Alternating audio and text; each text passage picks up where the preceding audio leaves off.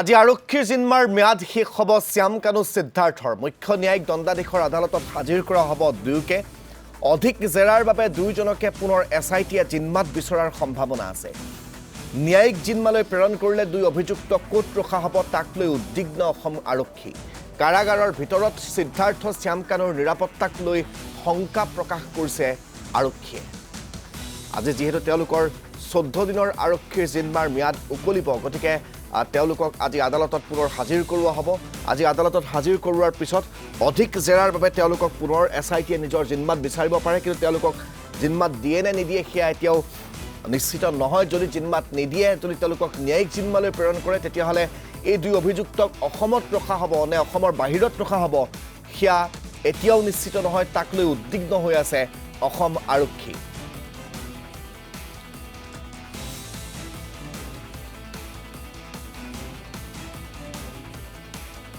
আৰু আজি দুপৰীয়াৰ ভাগত সম্ভৱতঃ এই দুই অভিযুক্তক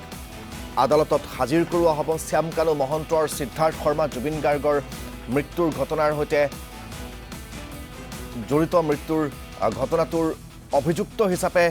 তেওঁলোকক ইতিমধ্যে গ্ৰেপ্তাৰ কৰা হৈছে আৰু এই শ্যাম কানু মহন্ত আৰু সিদ্ধাৰ্থ শৰ্মাক আজি আদালতত হাজিৰ কৰোৱা হ'ব আজি তেওঁলোকক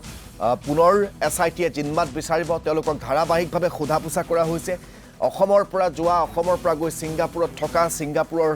সেই সময়ছোৱাৰ গোটেই কথা বতৰাখিনি তেওঁলোকৰ পৰা জনা হৈছে আৰু সেই জেৰাৰ সময়তেই বহু বিস্ফোৰক কথা বতৰা পোহৰলৈ আহিছে বিভিন্ন অৰ্থনৈতিক খেলিমেলি পোহৰলৈ আহিছে আৰু এই গোটেইবোৰ পোহৰলৈ অহাৰ পিছত এতিয়া আজি তেওঁলোকৰ আৰক্ষীৰ জিম্মাৰ ম্যাদ উকলিব লগে লগে তেওঁলোকক আদালতত হাজিৰ কৰি পুনৰ অধিক জেৰাৰ বাবে এছআইটিয়ে নিজৰ জিম্মাত বিচৰাৰ সম্ভাৱনা আছে কিন্তু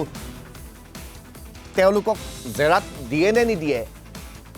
এছআইটিক সেয়া লক্ষণীয় হ'ব যদিহে জেৰাত নিদিয়ে তেনেহ'লে তেওঁলোকক ন্যায়িক জিম্মালৈ প্ৰেৰণ কৰিলে ক'ত ৰখা হ'ব ক'ত তেওঁলোকক ৰাখিব পাৰিব ক'ত তেওঁলোকক ৰাখিব নোৱাৰিব কাৰণ অসমত তেওঁলোকক ৰাখিবলৈ যথেষ্ট নিৰাপত্তাজনিত কথা বতৰা থাকিব গতিকে তেওঁলোকক বহিৰাজ্যত ৰখাৰ বহিৰাজ্যৰ জেলত ৰখাৰো এটা চিন্তা চৰ্চা চলি আছে এই কথাবোৰ পোহৰলৈ এতিয়াও অহা নাই যে ক'ত ৰাখিব ক'ত নাৰাখিব কিন্তু বিষয়টোক লৈ চিন্তা চৰ্চা চলি আছে বাকী যিয়েই নহওক কিয় আজি ন্যায়িক দণ্ডাধীশৰ আদালতে কি ৰায় দিয়ে যে তেওঁলোকক পুনৰ এছআইটিৰ জিম্মালৈ প্ৰেৰণ কৰে নে আকৌ একেবাৰে তেওঁলোকক ন্যায়িক জিম্মালৈ প্ৰেৰণ কৰে সেই কথা বতৰাবোৰ পৰৱৰ্তী সময়ত জানিব পৰা যাব আমি এই বিষয়টোতে সবিশেষ জানিবৰ বাবে ৰূপম দলৰ সৈতে সংযুক্ত হৈছোঁ পোনপটীয়াকৈ CIDৰ কাৰ্যালয়ৰ পৰা ৰূপম সংযুক্ত হৈছে ৰূপম আজি যিহেতু শ্যাম কানু সিদ্ধাৰ্থৰ জিম্মাৰ ম্যাদ উকলিব তেওঁলোকক আজি আদালতত হাজিৰ কৰোৱা হ'ব আৰু তেওঁলোকক পুনৰ এছআইটিয়ে অধিক তদন্তৰ বাবে অধিক জেৰাৰ বাবে জিম্মাত বিচৰাৰ সম্ভাৱনা আছে নে এছআইটিয়ে তেওঁলোকক জিম্মাত নিবিচাৰিব আৰু আজিৰ পৰা তেওঁলোকক আদালতে ন্যায়িক জিম্মালৈ প্ৰেৰণ কৰাৰ সম্ভাৱনা প্ৰবল ৰাজীৱ চাওক আজি 14 দিনৰ যি ম্যাদ আছিলে আৰক্ষীৰ জিম্মাৰ CIDৰ জিম্মাৰ সেই ম্যাদ উকলিব কিন্তু আজি তেওঁলোকক আদালতত হাজিৰ কৰা নহয় কাইলৈ হাজিৰ কৰা হ'ব মই প্ৰতিনিধি দৰ্শকসকলক জনাইছোঁ যে কাইলৈ পুৱাৰ ভাগত আদালতলৈ লৈ যোৱা হ'ব শ্যাম কানু মহন্ত আৰু সিদ্ধাৰ্থ শৰ্মাক তাৰ উপৰিও আন যিকেইগৰাকী আছে সেই কেইগৰাকীকো কাইলৈৰ দিনটোত হয়তো আদালতৰ মজিয়াত হাজিৰ কৰা হ'ব পাৰে আৰু আপুনি যিটো প্ৰশ্ন উত্থাপন কৰিছে যে পুনৰ আৰক্ষীয়ে জিম্মাত বিচাৰিব পাৰে নিশ্চয়কৈ পুনৰ আৰক্ষীয়ে তেওঁলোকৰ নিজৰ জিম্মাত বিচাৰিব পাৰে কিন্তু যি নিয়ম সেই নিয়ম অনুসৰি হয়তো আৰক্ষীয়ে জিম্মাত নাপাব হয়তো পুনৰ যে কাৰাগাৰলৈ প্ৰেৰণ কৰাৰ পাছত তাৰ পৰা পুনৰ জিম্মাত লোৱাৰ ব্যৱস্থা কৰিব পাৰিব কিন্তু যিখিনি তথ্য বা যিখিনি ধাৰা লগোৱা হৈছে সেই ধাৰাকেইটা অতি গুৰুত্বপূৰ্ণ ধাৰা আমি ইতিমধ্যে প্ৰতিনিধি দৰ্শকসকলক জনাইছোঁ যে 106, 105 62 আৰু 103 যিটো ধাৰা হত্যাকাৰী যিটো গছৰ সেই গছৰটো শেহতীয়াভাৱে সংযোজন কৰা হৈছে গতিকে এই আটাইকেইটা ধাৰা অতি গুৰুত্বপূৰ্ণ আৰু এই ধাৰাকেইটাৰ অধীনতে যিহেতু সমগ্ৰ তদন্ত প্ৰক্ৰিয়াটো আগবাঢ়িছিল আৰু আজিৰ দিনটোত তেওঁলোকৰ ম্যাদ উকলিব আৰু আনফালে যি কেইগৰাকী প্ৰবাসী অসমীয়া সেই প্ৰবাসী অসমীয়াৰ ইতিমধ্যে 5 গৰাকী আহি উপস্থিত হৈছে তেওঁলোকৰ ভাষ্য গ্ৰহণ কৰা হৈছে কিন্তু এতিয়াও লক্ষণীয়ভাৱে 6 গৰাকী আহিবলৈ বাকী আছে আৰু সেই 6 গৰাকী কেতিয়া আহে সেইটো আটাইতকৈ ডাঙৰ প্ৰশ্ন কাৰণ সেই 6 গৰাকীৰ মাজত আছে যে সেই য়ট পাৰ্টি যিদিনাখন আচলতে সেই অনাকাংক্ষিত ঘটনাটো হৈছিল সেই য়ট পাৰ্টিৰ মূল আয়োজক তন্ময় ফুকন সভাপতি অভিমন্যু তালুকদাৰ তেওঁলোক দুগৰাকী অহাটো নিতান্তই প্ৰয়োজন আছিল আৰু তেওঁলোক আহিব লাগিব তেওঁলোকৰ বাবে আৰক্ষীয়ে বাট চাই আছে SIT দলে বাট চাই আছে আৰু কালিৰ দিনটোত যি লোক হাজিৰ হৈছিল মুঠ 5 গৰাকী লোক হাজিৰ হৈছিল প্ৰথমতে আমি উল্লেখ কৰিছোঁ ইতিমধ্যে ৰূপকমল কলিতা প্ৰথম দিনাই আহি হাজিৰ হৈছিল তাৰ পাছত কালিৰ দিনটোত আহিছে জিঅলাংছত নাৰ্জাৰী সিদ্ধাৰ্থ বৰা পৰীক্ষিত শৰ্মা আৰু সন্ধিয়া ভাগলৈ ভাস্কৰজ্যোতি দত্ত আহি উপস্থিত হৈছিল আনফালে যদি চোৱা হয় যে মূল যিগৰাকী ব্যক্তি আছিলে ৱাজিদ আহমেদ প্ৰীতম ভূঞা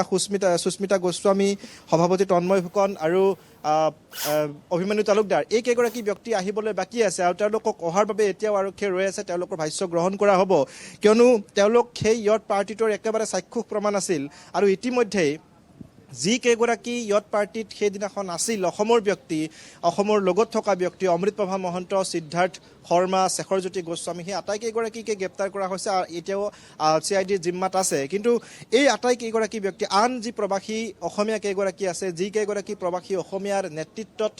এই সমগ্ৰ যিটো য়ট পাৰ্টি সেই য়ট পাৰ্টিটো হৈছিল তেওঁলোকৰ 5 গৰাকী এতিয়াও আহিবলৈ বাকী আছে গতিকে তেওঁলোক অহাৰ পাছত আৰু তদন্তই নতুন গতি লাভ কৰিব বুলি আশা কৰা হৈছে আৰু আজিৰ দিনটোত বহু কেইগৰাকী সাহিত্যিক আৰু বুদ্ধিজীৱীক মতা হৈছে সাংবাদিকক মতা হৈছে য'ত আছে আচলতে ডক্টৰ হিতেশ বৰুৱা জাৰিৰ হুছেইন সমুজ্জ্বল কুমাৰ ভট্টাচাৰ্য উৎপল শৰ্মা মনোজ কুমাৰ গোস্বামী ৰাহুল গৌতম শৰ্মা শ্যামন্তক গৌতম